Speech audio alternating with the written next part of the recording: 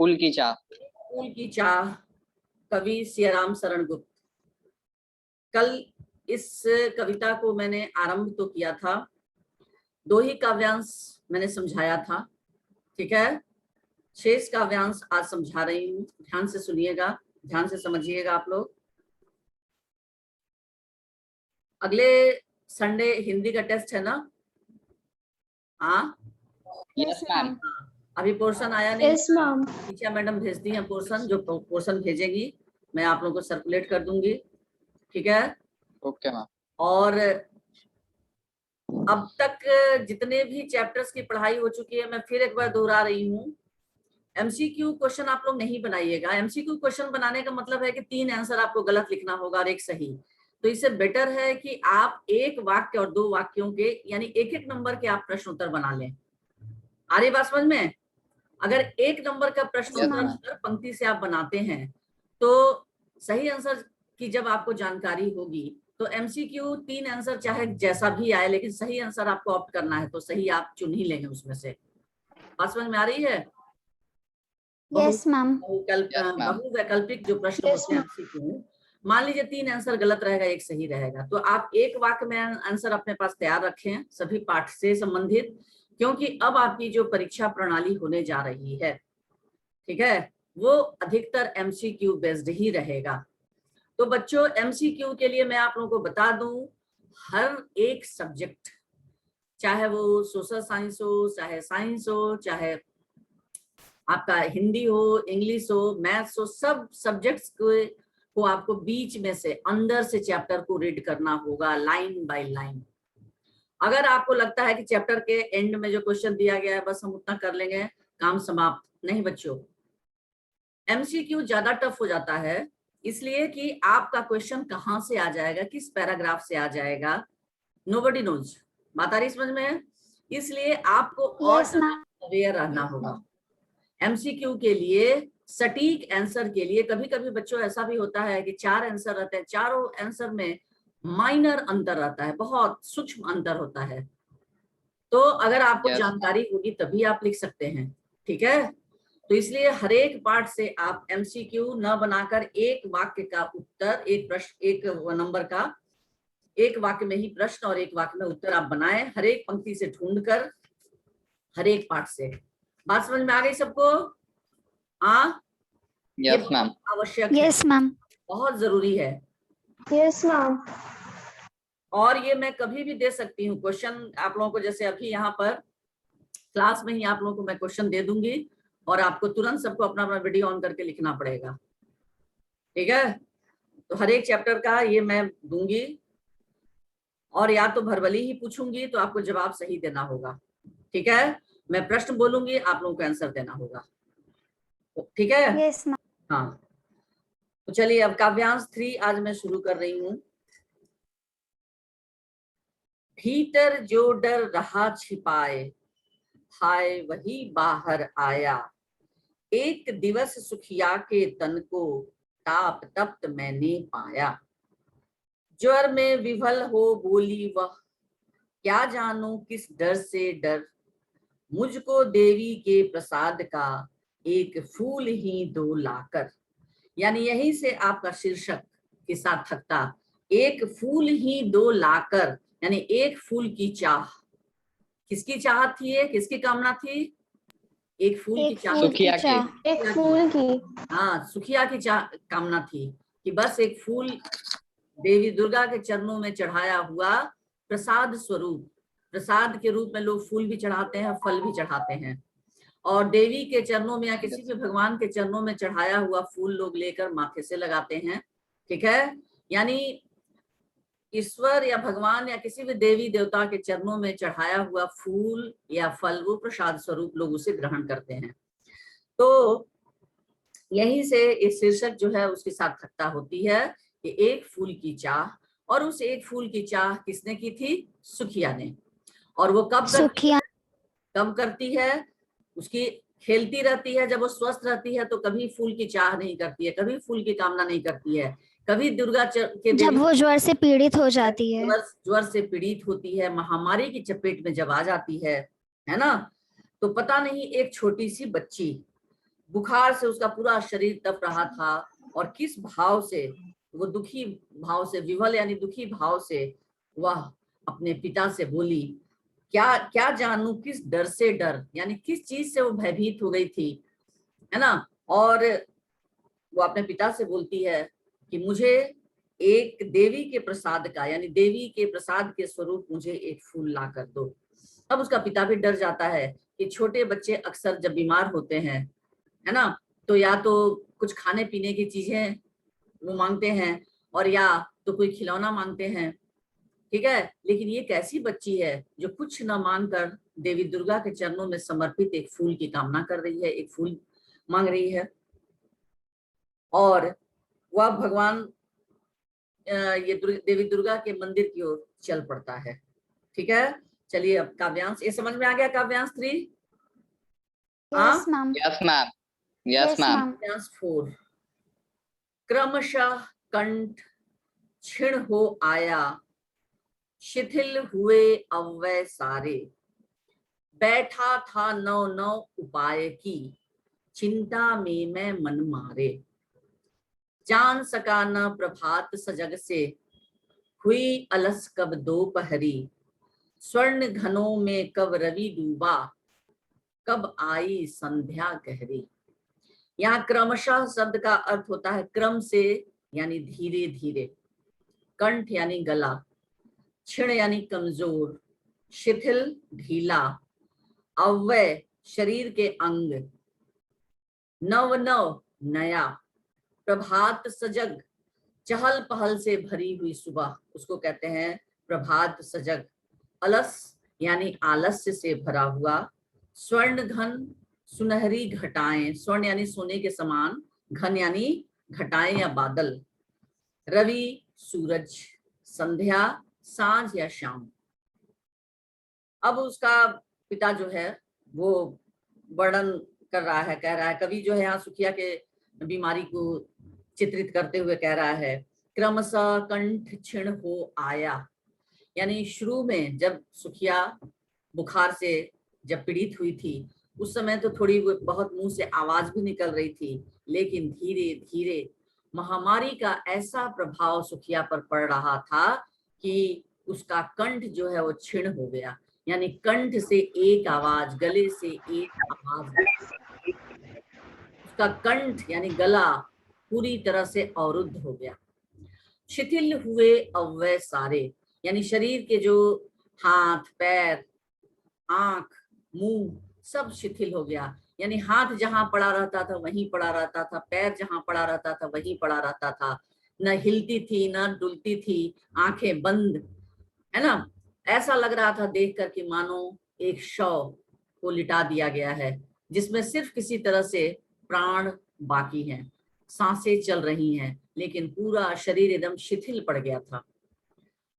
यह देखकर बैठा था नौ नौ उपाय की, सुखिया का पिता अपनी हर संभव कोशिश कर चुका था कि किसी तरह से उसकी बेटी ठीक हो जाए, और चिंता में मैं मन मारे, और बहुत चिंतित हो गया था, चुपचाप चिंता में कि जो उपाय वो बन पड़ा वो किया, लेकिन सुखिया के बीमारी में कोई सुधार नहीं आ रहा था, है ना, बल्कि उसकी स्थिति और बद से बदतर होती जा रही थी। तो यह देखकर उसका पिता बहुत चिंतित हो गया और उदास भाव से चुपचाप बैठा हुआ था। जान सका न प्रभात सजग से, और इतना ही नहीं, कब सवेरा हुआ, हुई अलस कब दोपहरी, कब दोपहर हुआ, स्वर्ण घनों में कब रवि डूबा, और सुनहरे बादलों में कब रवि जो है, सूर्य जो है कब छिप गया, कब आई संध्या गहरी, और कब अंधेरा छा गया, यानी सवेरे से लेकर कब शाम हो गई, रात हो गई, सुखिया के पिता को ये कुछ पता ही नहीं चला।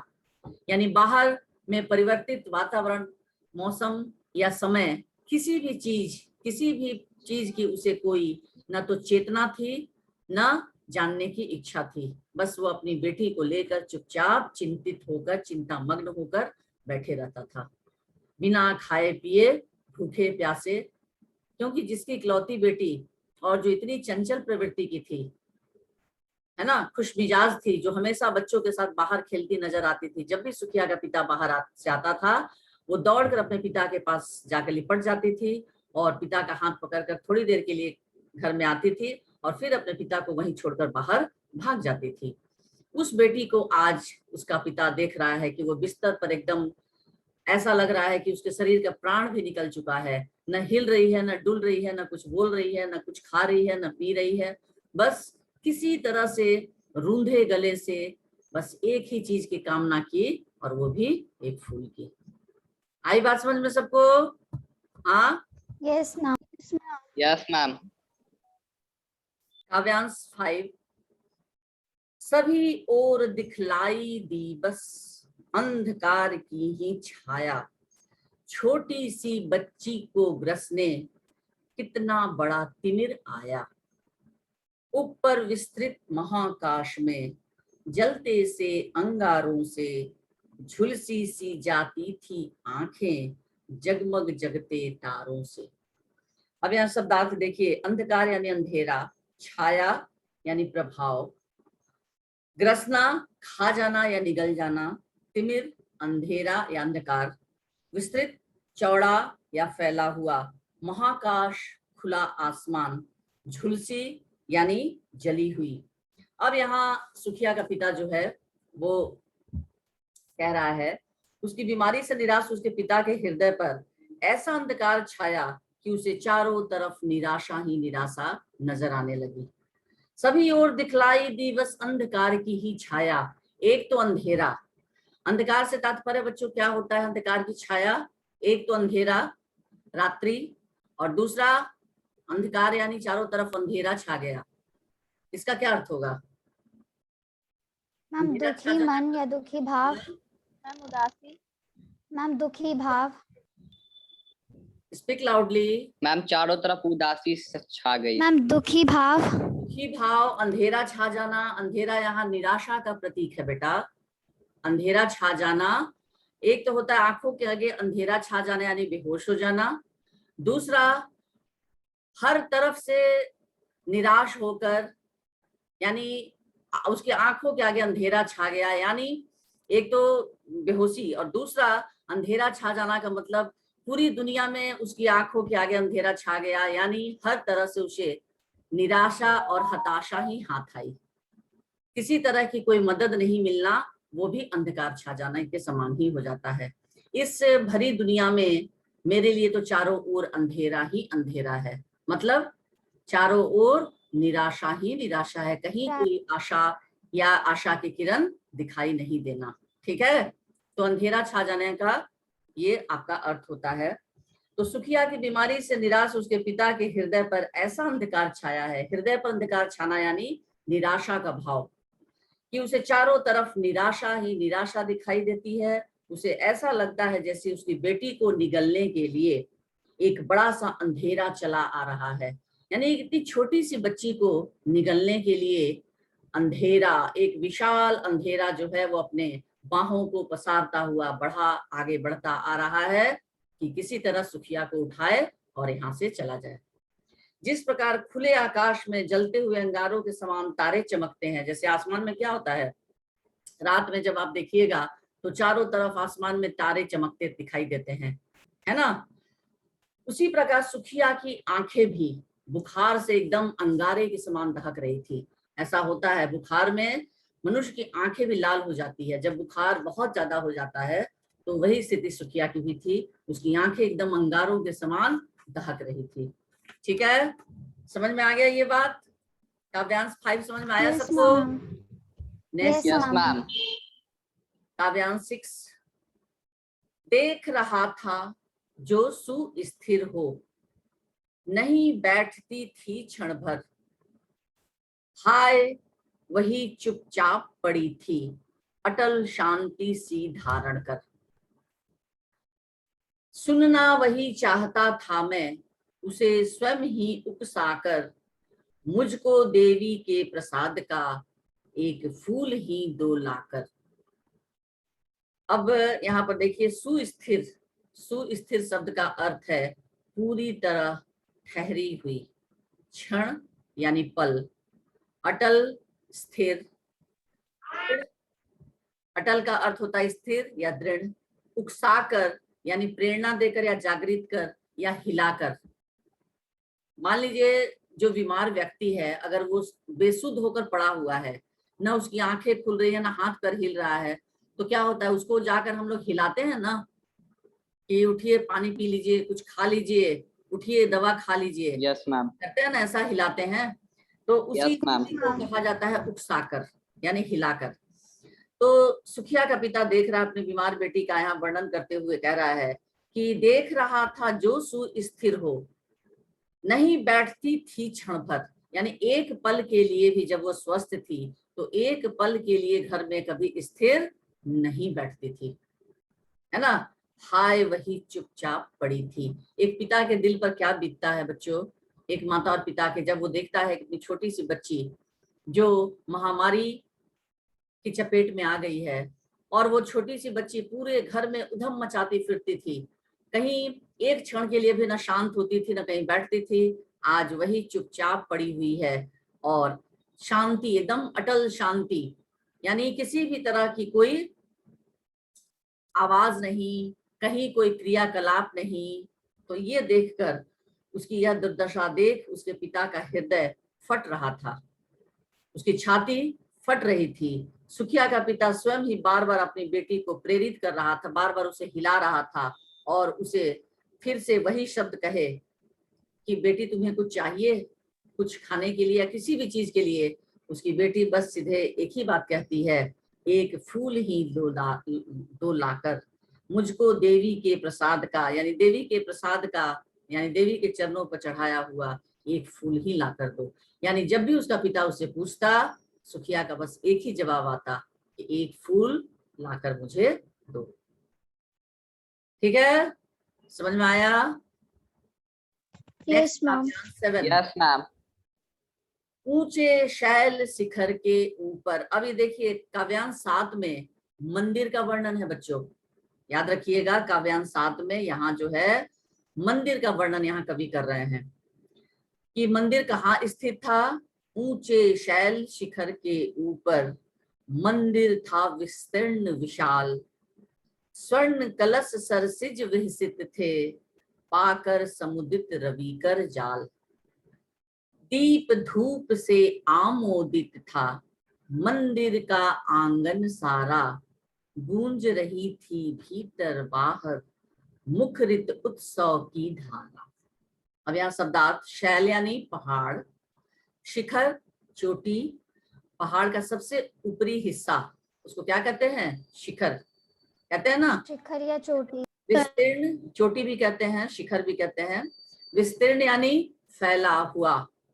स्वर्ण कलश सरसिज, स्वर्ण यानी सोना, कलश सरसिज यानी कमल के समान सुंदर सोने का कलश, यानी सोने के कलश, यानी सबसे ऊपरी जो हिस्सा होता है उसको कंगूरा कहते हैं। मंदिर का सबसे ऊपरी हिस्सा उसे कंगूरा भी कहते हैं। और वो किस चीज से बना हुआ था, सोने के समान कलश। लेकिन उसको देखकर ऐसा लग रहा था कि जब सूर्य की सुनहली किरणें उस पर पड़ती थी तो मानो, क्योंकि कमल कब खिलता है, सूर्य की किरणों के स्पर्श के कारण कमल जो है वो तालाब में जब खिलता है और तालाब में रहता है, रात में वो उसकी पंखुड़ियां बंद हो जाती है, लेकिन जैसे ही सवेरे सूर्य की किरणें उस पर पड़ती हैं वो पूरी तरह से खिल जाता है।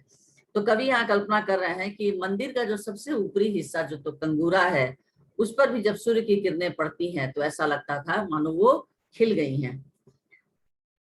विहसित, विहसित मतलब हंसते हुए, समुदित भली प्रकार खिला हुआ, रवि कर जाल सूर्य की किरणों का समूह, रवि कर जाल यानी सूर्य की किरणों का समूह, आमोदित आनंद से भरा, आमोद यानी आनंद, आनंद से भरा, मुखरित यानी प्रकट।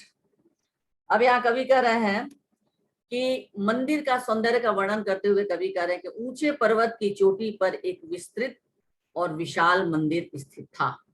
ठीक है, अब देवी दुर्गा का फूल भाई बेटी कह रही है लाने के लिए, सुखिया कह रही है, तो आखिर उसका पिता कहाँ जाएगा फूल लाने, मंदिर में, दुर्गा, देवी दुर्गा के मंदिर में। अब वो मंदिर कहाँ था, ऊंचे पर्वत की चोटी पर एक मंदिर स्थित था, बहुत विस्तृत और बहुत विशाल मंदिर, उसका सोने का कलश सूर्य की किरणों से चमकते हुए ऐसा प्रतीत होता था जैसे सूर्य की खिली हुई किरणों का स्पर्श पाकर सुनहले कमल जैसे खिल जाते हैं तालाब में, उसी तरह जैसे ही सूर्य की किरणें उस कलश पर पड़ती थी, है ना, उसके स्पर्श को पाकर, किरणों के स्पर्श को पाकर ऐसा लगता था कि कमल जो है वो खिल उठे हैं।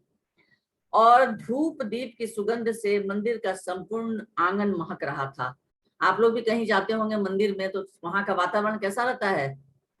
मंदिर के आसपास का वातावरण या मंदिर के अंदर का वातावरण किस तरह का रहता है? सुगंधित, दीप क्योंकि धूप वहां से लोग सुगंधित। दीप अगरबत्ती सब जलाकर सुगंधित द्रव्य जलाकर रखते थे, जिसके कारण पूरा वातावरण सुगंध से भर उठता है। तो यहाँ कवि कह रहे हैं कि धूप दीप के सुगंध से मंदिर का संपूर्ण वातावरण महक रहा था तथा उसके चारों ओर उत्सव जैसा उल्लासमय वातावरण था। और चारों ओर का वातावरण कैसा था?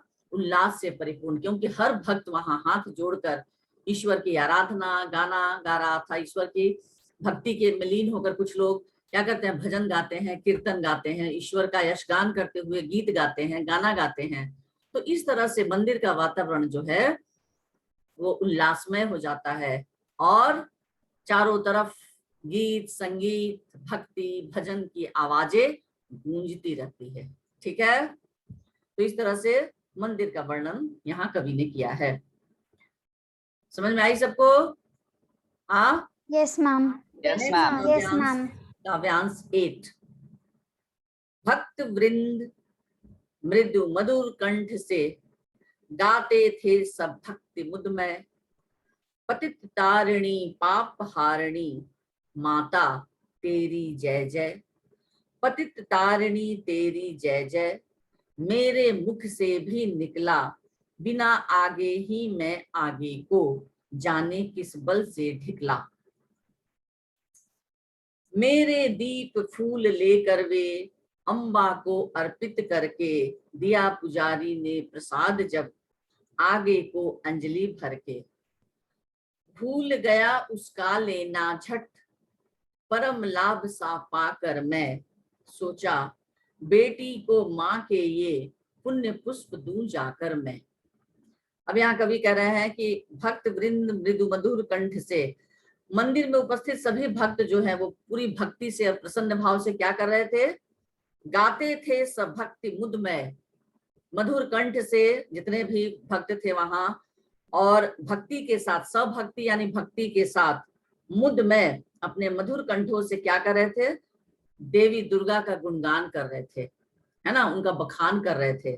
और क्या कह रहे थे कि पतित तारिणी, हे माँ पापियों का उद्धार करने वाली, पतित यानी पापियों, तारिणी मतलब उद्धार करने वाली, हे माँ पापियों का उद्धार करने वाली तथा सबके पापों को दूर करने वाली, सभी लोगों के संसार में जितने लोग हैं सबको पाप मुक्त करने वाली, हे माँ तेरी जय जयकार है।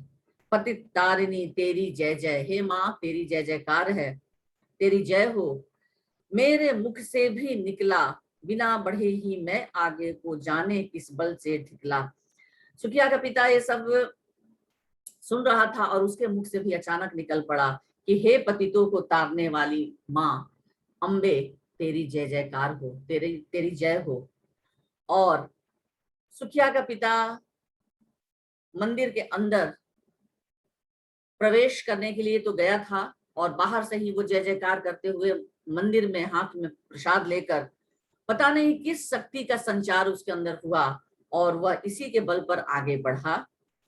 देवी का प्रसाद वह फूल लेकर वह मंदिर के अंदर जा पहुंचा, जबकि सुखिया का पिता यह जानता था कि वह अछूत जाति का है, पता नहीं उसे मंदिर में प्रवेश करने को मिलेगा या नहीं मिलेगा। लेकिन अभी उसे बस एक ही चीज नजर आ रही थी और वो थी उसकी बेटी की इच्छा। और बेटी की इच्छा थी कि एक फूल चाहिए देवी दुर्गा के चरणों में चढ़ाया हुआ, और उसे किसी चीज की इच्छा नहीं थी। बस इन सारी बातों को भूलकर सुखिया का पिता मंदिर में पहुंच गया। जब पुजारी ने सुखिया के पिता को माँ के चरणों में अर्पित फूल उठाकर दिया तो वह प्रसन्न हो उठा। उसे लगा कि अब शायद वो अपनी बेटी को बचा लेगा इस महामारी से, क्योंकि दुर्गा देवी के चरणों में चढ़ाया हुआ फूल पुजारी ने उसे दे दिया।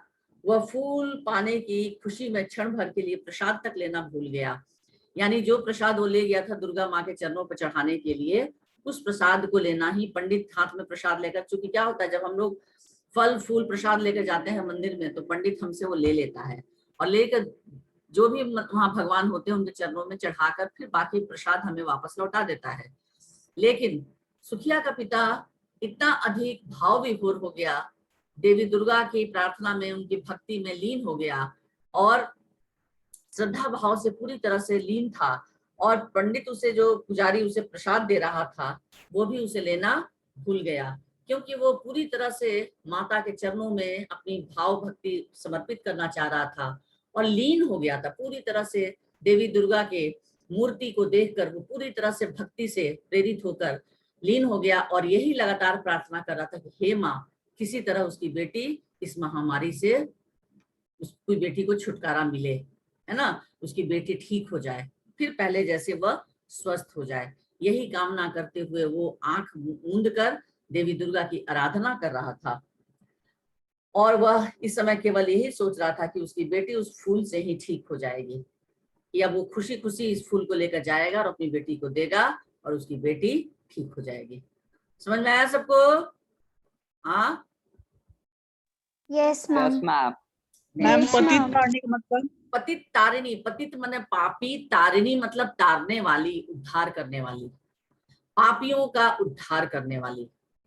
देवी दुर्गा तो पापियों की उद्धारक ही हैं। पापी से तात्पर्य यहाँ पाप कर्म करने वाले तो है ही संसार में, और दूसरे दुष्ट प्रवृत्ति के लोग, है ना, ये सारे पाप कर्म में ही लिप्त होते हैं, जिनके मन में किसी के प्रति अच्छाई का भाव नहीं है। ये इस तरह के लोगों को दुष्ट प्रवृत्ति के लोग कहे जाते हैं, जो हमेशा दूसरों के बारे में जब भी सोचेंगे उनका अहित करना ही सोचेंगे, हित की बातें तो सोचते ही नहीं है, है ना। तो ऐसे लोगों को भी उद्धार करने वाली, यानी पापियों को उद्धार करने वाली देवी दुर्गा। अब काव्यांश 9। सिंह पौर तक भी आंगन से नहीं पहुंचने मैं पाया, सहसा यह सुन पड़ा कि कैसे यह अछूत भीतर आया। पकड़ो देखो भाग न जावे, बना धूर्त यह है कैसा, साफ स्वच्छ परिधान किए हैं भले मानुषों के जैसा। अब क्या हुआ कि, हाँ फिर आगे मैं पढ़ती हूँ। पापी ने मंदिर में घुसकर किया अनर्थ बड़ा भारी, कलुषित कर दी है मंदिर की चिरकालिक सुचिता सारी। ऐ क्या मेरा कलुष बड़ा है देवी की गरिमा से भी, किस बात में मैं हूं मैं आगे माता की महिमा के भी। अब शब्दार्थ देखिए। सिंह पौर यानी मंदिर का मुख्य द्वार, उसको कहते हैं सिंह पौर। पौर यानी दरवाजा। सहसा अचानक, धूर्त छल करने वाला, उसको धूर्त कहते हैं। परिधान कपड़े, मानुष मनुष्य, अनर्थ भयंकर पाप, कलुषित अपवित्र, चिरकालिक लंबे समय से बनाई हुई, चिर यानी हमेशा, काल यानी समय, हमेशा से बनाई हुई, शुचिता यानी पवित्रता। शुचि शब्द का अर्थ होता है पवित्र, और ता प्रत्यय लगा के बन गया है पवित्र से पवित्रता। ठीक है। अब सुखिया का पिता सिंह पौर तक भी आंगन से नहीं पहुंचने में पाया। अब वो प्रसाद लेकर जैसे ही वापस मुड़ता है और मुख्य दरवाजे तक अभी पहुंच भी नहीं पाया, वो बाहर निकलना चाह रहा है कि अब पूजा तो हो गई, मंदिर में भगवान पुजारी ने उसे देवी के चरणों पर चढ़ाया हुआ फूल भी दे दिया, और वो जो प्रसाद ले गया था देवी के चरणों में चढ़ाया हुआ वो भी पंडित पुजारी ने चढ़ा दिया। अब वो अपनी बेटी के पास फूल लेकर लौट रहा था खुशी खुशी, इस उम्मीद से कि बेटी को देगा और उसकी बेटी रोग मुक्त हो जाएगी। तो अभी वो सिंह द्वार तक पहुंचा भी नहीं था कि अचानक ही लोगों ने शोर मचाया कि यह अछूत मंदिर में कैसे घुस आया, है ना। सहसा यह सुन पड़ा कि यह कैसे यह अछूत भीतर आया।